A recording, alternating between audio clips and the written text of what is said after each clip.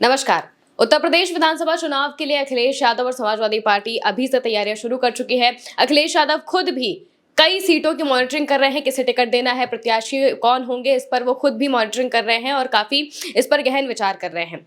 इसी बीच खबर ये सामने आ रही है कि फर्रुखाबाद में उन्होंने प्रत्याशी लगभग फाइनल कर लिया है। फर्रुखाबाद में 4 विधानसभा की सीटें हैं, जिनमें से किसी एक सीट पर वो महिला प्रत्याशी उतार सकते हैं। कौन होगी वो महिला प्रत्याशी, क्या ये नाम है जो चौंकाने वाला लग रहा है, इस पर बात करेंगे। हमारे साथ चंद्रकांत जी मौजूद हैं। चंद्रकांत जी, फर्रुखाबाद में किस महिला प्रत्याशी को अखिलेश यादव उतारने वाले हैं? देखिए, अखिलेश यादव, जैसा कि आपने भी कहा कि 2027 की जो तैयारियां हैं वो शुरू कर चुके हैं और 2027 की तैयारियों में अखिलेश यादव का फोकस पीडीए पर है, ये हर किसी को पता है। लेकिन इसके साथ साथ अखिलेश यादव का एक फोकस युवा और महिला पर भी है। तमाम महिला प्रत्याशियों के नामों की चर्चा हो रही है, जैसा कि जैसे जैसे हमारे पास जो नाम आ रहे हैं समाजवादी पार्टी के सोर्सेस से, समाजवादी पार्टी मुख्यालय के आसपास से जो भी खबरें छन कर हमारे पास आ रही हैं, वो हम आपके साथ भारत एक सोच के दर्शकों के साथ साझा करते रहते हैं।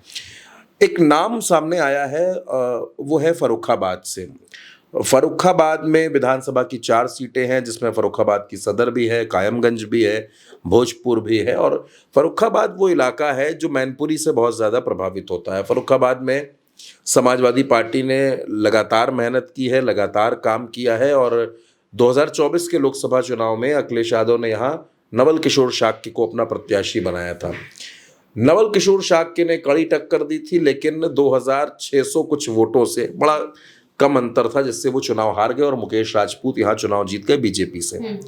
इस सीट पर बहुत ज़्यादा हंगामा मचा था कि तमाम आरोप लगे थे कि लाइट चली गई थी, उसके बाद मतगणना में गड़बड़ियाँ हुई। अखिलेश यादव इस सीट को जीता हुआ मानते हैं और अखिलेश यादव ने कहा था कि इस सीट पर बहुत गड़बड़ी हुई, नवल किशोर शाक्य बहुत कम अंतर से चुनाव हारे थे, लगभग वो चुनाव जीत रहे थे। लेकिन अब वो चुनाव हार गए, तो अब बात आगे की होनी चाहिए। तो तैयारियां हो रही हैं विधानसभा चुनाव की और नवल किशोर शाक्य लगातार सक्रिय हैं इस पूरी बेल्ट में, फर्रुखाबाद में भी और मैनपुरी में भी लगातार वो सक्रिय रहते हैं। नवल किशोर शाक्य, मैं आपको उनकी पहचान भी बता देता हूँ, वो संघमित्रा मौर्य, स्वामी प्रसाद मौर्य की जो बेटी हैं, उनके पूर्व पति हैं।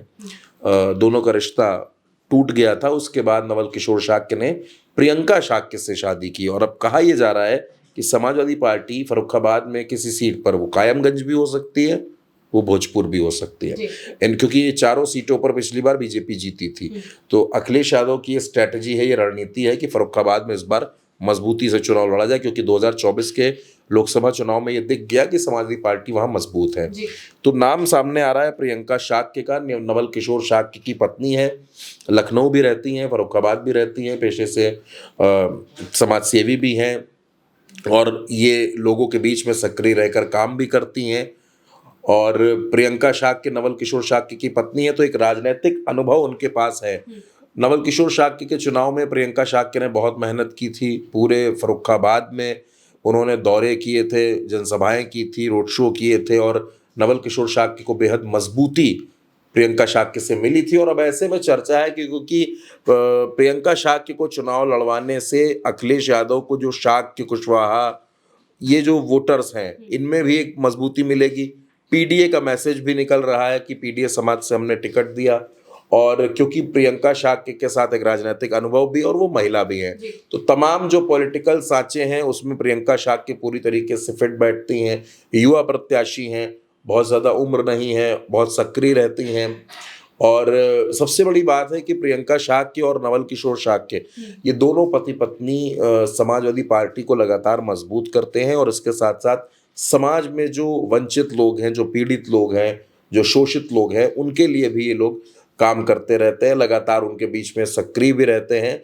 और इसी वजह से माना जा रहा है कि अखिलेश यादव जिस तरीके से जो रणनीति बना रहे हैं, उसमें ये माना जा रहा है कि हर जिले में एक टिकट एक महिला को जरूर मिलेगा। अब अगर मैं इसी आंकड़े को मान लूँ तो 75 महिलाओं को टिकट समाजवादी पार्टी दे सकती है, पहली बात। दूसरी बात यह है कि जिस पीडीए की हम बात करते हैं, पिछड़ा, दलित, अल्पसंख्यक, आधी आबादी, जिन सब पूरे हर किसी की जिसमें बात हो रही है, तो उसमें भी प्रियंका शाक्य फिट बैठती हैं। बेहतरीन वक्ता भी हैं, अपनी बात को अच्छे से रखना भी प्रियंका शाक्य को आता है। और एक बात जो ये कही जा रही है कि ये जो इलाका है, फर्रुखाबाद का। जी। समाजवादी पार्टी ने यहाँ बहुत मेहनत की है। 2024 के लोकसभा चुनाव में मैं आपको बताऊं कि वो मेहनत वहां पर दिख रही थी, क्योंकि जिस तरीके से नतीजे थे, जिस तरीके से मतलब कि काउंटिंग के दरमियान चीजें निकल रही थी फर्रुखाबाद में, कोई नहीं मान रहा था कि फर्रुखाबाद की सीट समाजवादी पार्टी हार जाएगी। हर किसी को यही लग रहा था कि फर्रुखाबाद की सीट समाजवादी पार्टी जीत के आएगी। लेकिन आपने देखा कि 2600 वोटों से इनको चुनाव हारना पड़ा। मुकेश राजपूत वहां चुनाव जीत गए। मुकेश राजपूत चुनाव के आखिरी तक उनको खुद यकीन हो गया था कि अब मामला गड़बड़ा गया है, लेकिन फिर जो आरोप समाजवादी पार्टी लगाती है, और फर्रुखाबाद उस समय काफी चर्चित सीट रही, लोकसभा चुनाव के दरमियान बहुत ज्यादा चर्चाओं में रही, जहां पर समाजवादी पार्टी की हार मिली। लेकिन अब उस हार से बात आगे बढ़ चुकी है, और अब बात है कि कैसे समाजवादी पार्टी को मजबूत करके उत्तर प्रदेश में विधानसभा चुनाव में समाजवादी पार्टी की सरकार बनाई जाए। उसके लिए समाजवादी पार्टी लगातार मेहनत कर रही है। अखिलेश यादव भी लगातार एक एक सीट की मॉनिटरिंग कर रहे हैं। वो ये देख रहे हैं कि कौन सी सीट पे कौन सा कैंडिडेट ऐसा है जिसकी विनेबिलिटी सबसे ज्यादा होगी, और वैसे ही प्रत्याशियों का चयन चल रहा है। तो उस फहरिस्त में एक नाम प्रियंका शाक्य का हमारे पास आया था, तो हमने सोचा वो नाम अपने दर्शकों से साझा किया जाए, प्रियंका शाक्य का। और अब देखना होगा, लिस्ट का इंतजार करना होगा कि क्या कुछ होता है। लेकिन प्रियंका शाक्य, मैं आपसे फिर कह रहा हूं कि लगातार वो एक्टिव है, लगातार उनकी सक्रियता बनी हुई है। बिल्कुल। और इसीलिए अखिलेश यादव जो है वो पीडीए और महिलाओं को साथ में लेकर चलना चाहते हैं इस बार के विधानसभा चुनाव में, इसीलिए वो काफी मेहनत भी कर रहे हैं। और जैसा कि चंद्रकांत जी ने बताया, वो ये चाहते हैं कि हर जिले में कम से कम एक महिला प्रत्याशी जरूर हो, जिससे महिलाओं का साथ भी उन्हें मिलेगा और महिलाओं की समाजवादी पार्टी में जो पैठ है वो भी और मजबूत होती जाएगी, बढ़ती जाएगी, लोगों से भी जुड़ने में इससे आसानी होगी। हालांकि प्रत्याशी के आधिकारिक ऐलान के लिए हमें थोड़ा इंतजार करना पड़ेगा। जैसे ही ऐलान होगा वो भी हम आप तक पहुंचाएंगे जरूर। फिलहाल के लिए मेरे यानी कि महिमा के साथ इतना ही। आप देखते रहे भारत एक सोच।